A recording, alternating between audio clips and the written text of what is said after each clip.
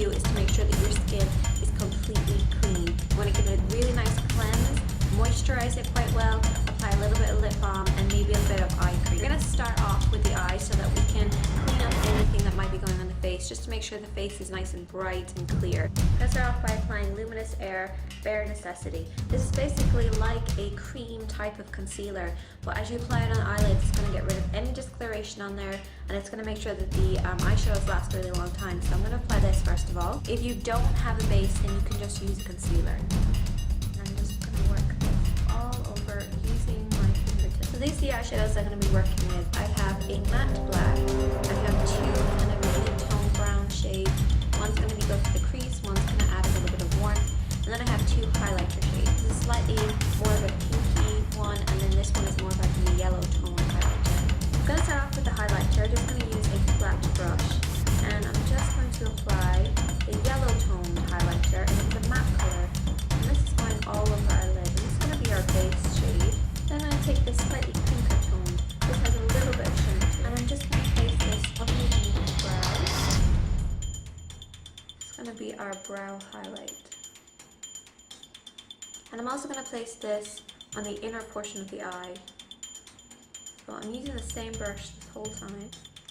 The concentration of the colour should just be inside here, and then blend it across. I take my mid-tone. Now your mid-tone should be something more like a fleshy tone. It shouldn't be too dark. I'm using a blending brush, a nice fluffy brush. I'm going to place it just in the outer corner here, so it's going kind of in and above the crease. And you're going to work it back and forth above your actual eyelid. Apply a very small amount of your mid-tone at a time and slowly build it up. Remember to keep your eyes open when you're applying your mid-tone so that you're creating the right shape for your eyes. When you close your eyes, everything will look different, so keep your eyes open. Then I take a touch of the darker shade. Now this is just going to that outer corner there and into the crease. It's not being blended in the same way that you blend your mid-tone. Your mid-tone always goes a little bit higher. Just blending that right into the socket line. A touch more, and dab it on the outer corner here.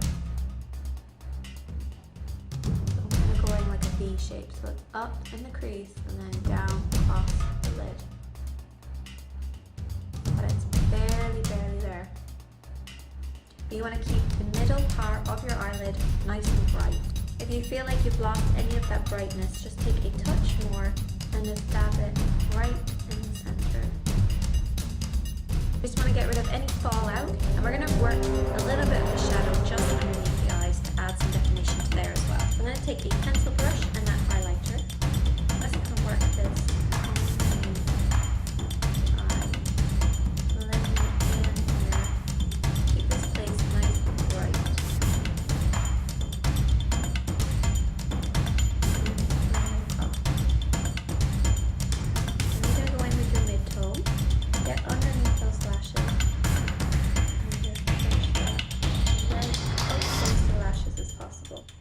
just in there as well, and then blend it.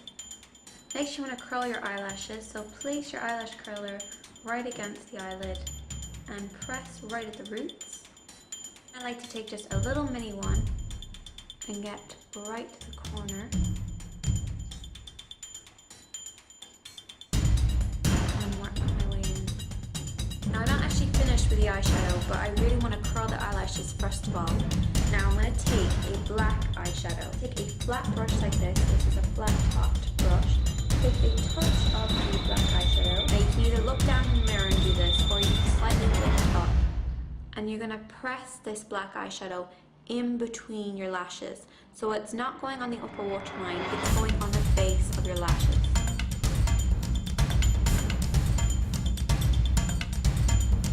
If you find this tricky to do, just look down in the mirror and then just lift up,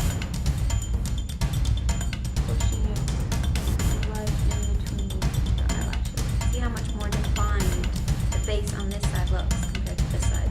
And it's just a hint of eyeshadow right at the roots of the lashes. Add one very thin coat of mascara.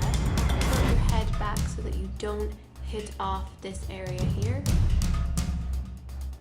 have it be this super thin coat. Also, use a waterproof one, not just because you might be laughing and crying and all that stuff, but it'll actually hold the curl more for you. Foundation I'm going to be using is by Luminaire. Just switched on the system. I'm going to add a few drops of my foundation, and I'm just going to start by buffing this over the face in little circular motions.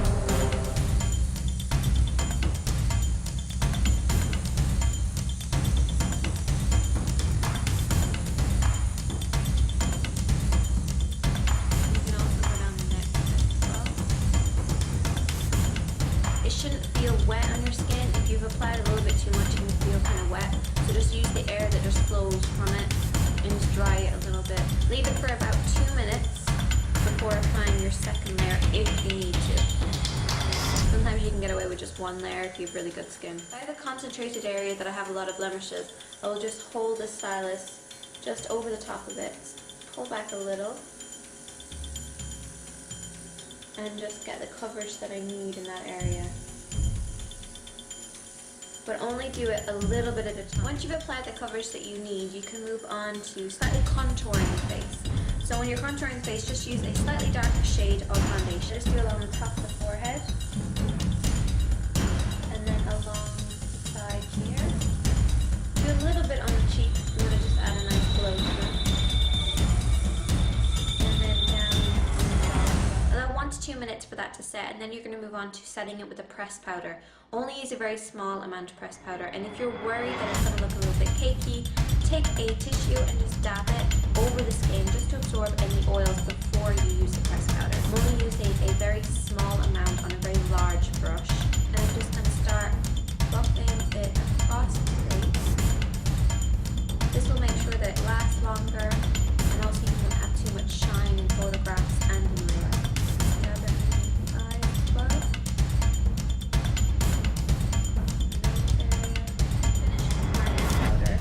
Sure you blend down the face, and this will just make sure that all the little hairs in the face are lying flat. When applying your blush, make sure that it's a matte blush. I'm going to use a angled blush brush for this. If you don't know where to apply your brush, place your finger onto the apple, which is right in the center of this little part that comes out. Place your thumb right up towards your ear, and then this is your kind of blend line. So you apply your brush here and then blend it up. If you're slightly older and you feel like your face is kind of sagging a little bit, just apply it a slight bit higher, just a touch higher, and it will lift up the face. So I usually just like to kind of settle it on, and then just blend it. If you are a heavy blusher like myself, then try using a peach blush, just something different to what you naturally blush to, and that will just take down too much of the redness. So go for peach if you find yourself blushing a lot. Now I'm not applying highlighter because I don't like the way that photographs. You can use a highlighter if you want, and just use something like a kind of highlighter slash concealer, or a highlighter slash foundation or primer, and just apply it very gently on the areas that you want to highlight. So along the kind of cheekbone area, maybe onto the brows, maybe a little bit on the cupid's bow and down the nose, those type of areas that you want to highlight. If you're a little bit paler like me, concentrate more on kind of contouring rather than highlighting, because your face is already quite pale, so you don't really need to. And then vice versa, if you're very dark, go for highlighting a little bit more than you contour. We're going to go back to working on the eyes now, and I'm going to do my eyebrows and then work on my eyelashes. I'm going to start by taking a hazel brown pencil, well sharpened, and I'm just going to run this through my brows. Concentrate in the areas where I kind of don't have hairs growing, and just fill it in. I'm also going to take a shadow and just work it over the pencil just to make sure that it's set. I'm going to use a flat brush to do this.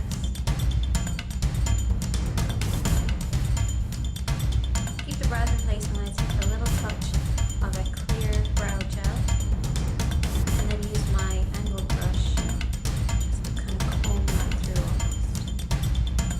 I'm going to apply another layer of mascara.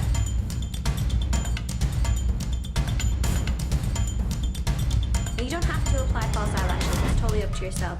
I would say if it's an early morning sort of wedding, try not to apply these strip lashes. They can look a little bit on the fake side. Go for some individual lashes, and you can actually get them done in salons, and they should last you about 3 weeks. So for the length of the actual wedding and then on to the honeymoon, you should have these nice flirty long lashes. On the lips, I have used this, which is called Nude Pink, and it's by Luminous Air. It's one of my favorites. It's a very nice flat color, so it just gives you a hint of that peachy shade, which I think looks beautiful on most red. It photographs quite nice as well, but if you have any cracked lips, apply a little bit of lip balm over the top. Because it's a matte shade, it can actually emphasize those little cracks. So just apply a little bit of lip balm over